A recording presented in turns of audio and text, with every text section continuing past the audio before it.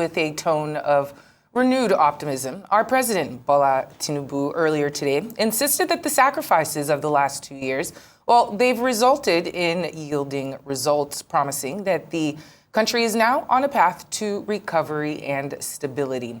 Assuring Nigerians that the nation's economic storm was beginning to ease, Tinubu also declared that the toughest phase of the reforms were behind the nation and saluted the citizenry for their endurance, support, and understanding. While speaking of sacrifices for our national progress, there seems to be an uptick in the number of Nigerians who are saying that they've borne quite a lot as a result of the incessant disputes in the energy sector. Critically, the last phase of that hostile interface is currently unfolding between Dangote Refinery and some interest groups in the downstream sector of the oil subsector. I'm now being joined by energy expert Nick Agule to discuss Nigeria's energy sector in the last 65 years and how to fully realize the potential of that sector. Thank you so much for joining us. Happy Independence Day. Welcome to Newsday. Thank you very much, and happy Independence Day to you in the studios and to all Nigerians globally. And I would like to start by offering my deep-hearted condolences to the Arise family. Somwe is someone I saw frequently when I went into the studios in Abuja to analyze news and energy matters, and it is very sad that we lost her in this manner. May God grant condolences and succor to all she has left behind and the Arise family. Amen. We appreciate your condolences. Thank you so much for that. Thank you. Thank you. We want to talk about Nigeria's energy sector, especially since it's 65 years on. What would you consider to be some of the foundational decisions or even events of the last 2 decades that set this trajectory for the decades that have followed, whether it's been positive or negative? Thank you very much.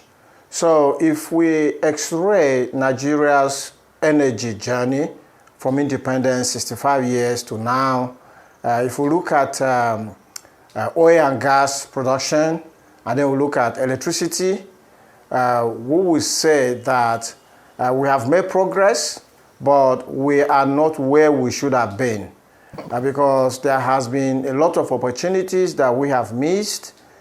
In the oil and gas sector, we started to produce crude oil even before independence. 1950, we struck our first oil, and we have put in a lot of money into exploration efforts that as of today, Nigeria boasts of nearly 38 billion barrels of crude oil reserves and over 200 trillion standard cubic feet of gas reserves. And these are reserves that have already been seen. They are in the ground.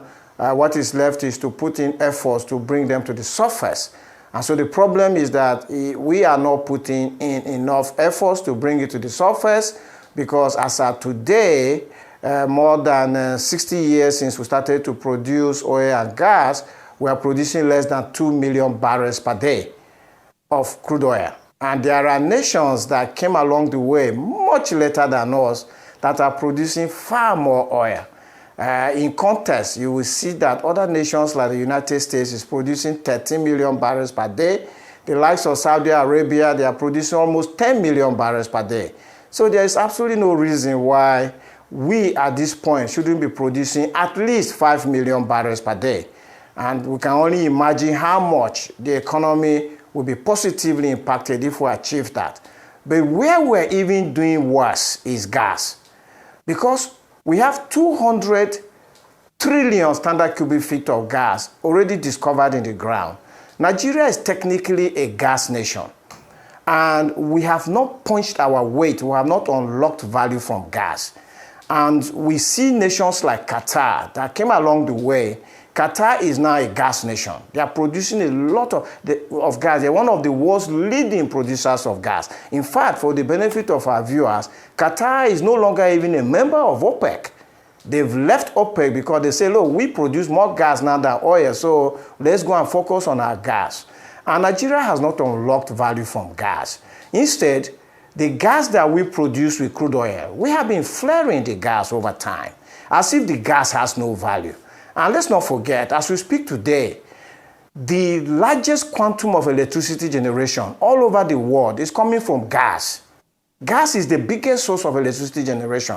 Even though the renewables are coming up, they haven't taken the leadership away from gas. And Nigeria is a country that does not have electricity. And we have gas in the ground. The little one we bring to the surface, we flare it. And so that is oil and gas. And talking about electricity, now as we speak today, Nigeria, a country of 200 million people plus, is generating and supplying 5,000 megawatts of electricity on the grid. By global standards, you are expected to supply 1,000 megawatts of electricity on the grid for 1 million people. So since we are 200 million, we should be supplying 200,000 megawatts of electricity per day. And we are doing 5. So you can see the deficit, the level of deficit that we're talking about here. And without electricity, I'm sorry, there can be no development. In this 21st century, electricity is the lifeblood of any economy. As you see me now, you could probably say I'm looking well. I'm looking well because I have sufficient blood in my body. Immediately, I don't have enough blood in my body. You will look at me and you will say there's something wrong. And that is the problem of electricity in Nigeria. Unfortunately, I listened to President Tinubu's Independence Day speech today, and he mentioned electricity twice. And the first time he mentioned electricity was him actually touching on the issue that Nigeria needs electricity. So the president understands that we need electricity. And the second time he touched on electricity was to say that Nigeria does not need statistics. We need food on the table, we need electricity to power our homes and industries.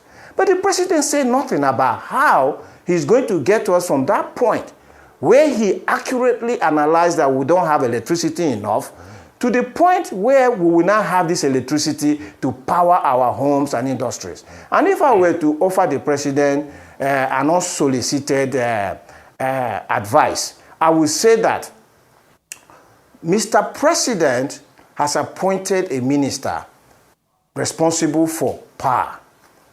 But it looks to me like this minister does not understand the real issues with the electricity sector in Nigeria, the way Mr. President understands it. Because Mr. President knows that the problem of electricity in Nigeria is output, is supply. We don't have enough. But anytime his minister says something, he talks about tariffs. He wants to take more money from the consumers.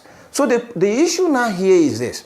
Mr. President, the electricity conundrum has arisen from what President Goodluck Jonathan did. If you don't go back and unravel and fix what President Goodluck Jonathan did, you can try as hard as you want, but you are not going to be able to fix electricity in Nigeria because that foundation that was laid with that privatization back in 2011 is so faulty that 15 years down the road, we haven't got anything running. And there are two key issues there. If I would just mention them before I will give way. The first is that the President Goodluck Jonathan's government privatized electricity. So they privatized the generation and they privatized the distribution. The middle bit, which is the transmission, was left unprivatized. That made that privatization exercise to be dead on arrival. How do I mean? Because with transmission becoming a bottleneck, a privatized generation cannot generate more power. Because if you generate and transmission can't carry it, then it's useless. And then, of course, distribution is waiting at the other end. They can only distribute power that transmission gives them. And if transmission doesn't give them power, there's nothing they can do. So Mr. President needs to go back to transmission and say, let's put transmission into the hands of competent private sector. He doesn't need to sell it. Just put it into the hands of private sector operators and let them start to invest and expand the transmission network. Then the second issue is distribution. All right. Distribution licenses were awarded to operators who don't have the capital.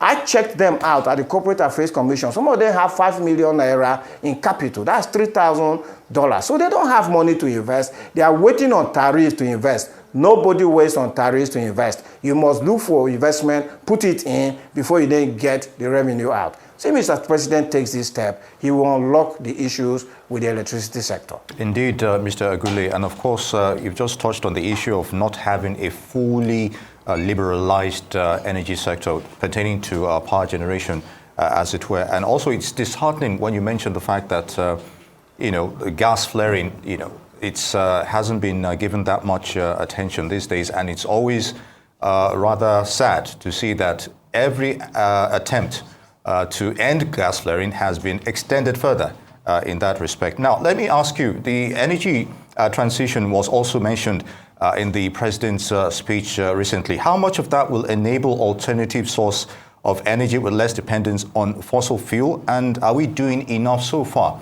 You already mentioned the issue of infrastructural deficit in that regard. So we are not doing enough so far in terms of energy transition.